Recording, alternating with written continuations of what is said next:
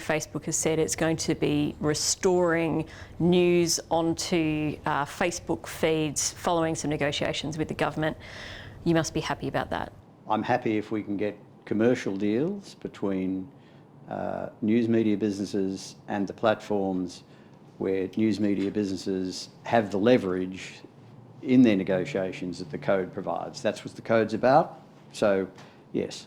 As it stands, rural, independent, specialist, boutique publishers, critical to media diversity, are left out in this. They will not be able, they say, to be able to get money out of Facebook or Google. They're not big enough. If they don't have $150,000 revenue, then you're right, they're not covered. If they have $150,000 a year revenue or above, they are completely covered and they will have deals that cover them. So I've never really understood that argument. The code allows two things to happen. One is the platforms are obliged to make across-the-board offers to the smaller players, that is above $150,000 per annum. And if those offers aren't acceptable, the smaller players can combine into a collective bargaining unit and bargain with all the muscle that collective bargaining allows. So I think this applies to the smaller players above 150,000 as equally as it does the larger players. Why have that cap? Why make the onus back on those media players that are small, that are boutique, they're possibly one-man bands? I mean, $150,000 is not a lot.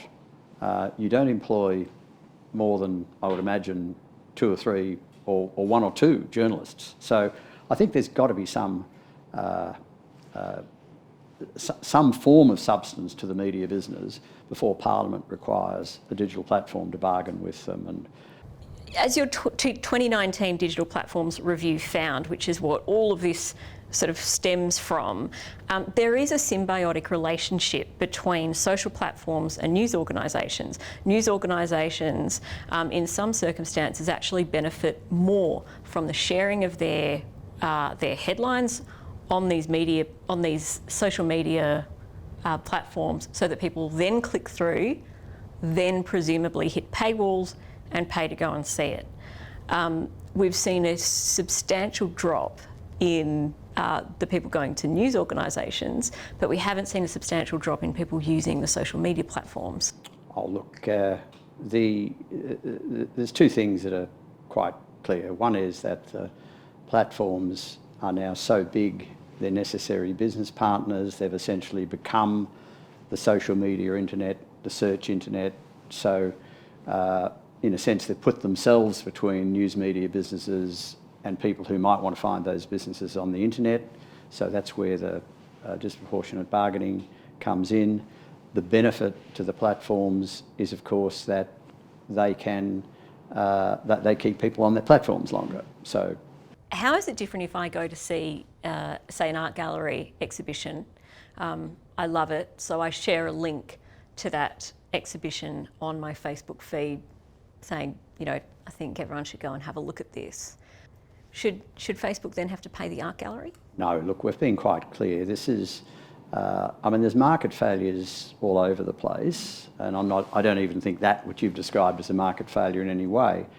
But this is about the importance of journalism. Journalism is really important to society, and where you have this imbalance in bargaining power, which threatens the success of journalism, then I think it's appropriate that government does something about it, and that's what the code's designed to do. There's a lot on your plate, which you outlined today at CEDA. 2 I wanted to pick up on. In the finance sector, you said that you'd be following through on the recommendations from the ACCC's home loan pricing inquiry.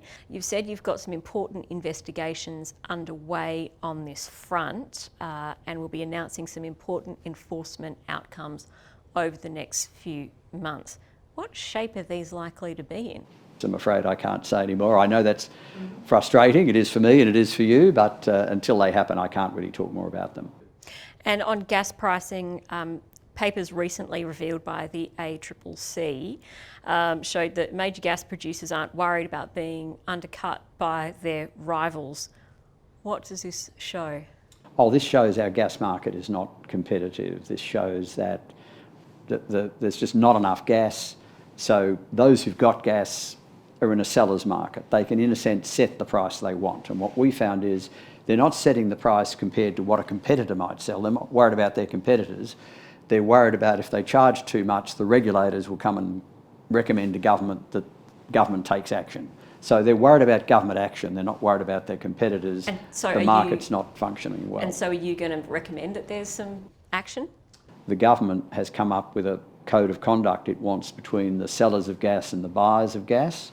Those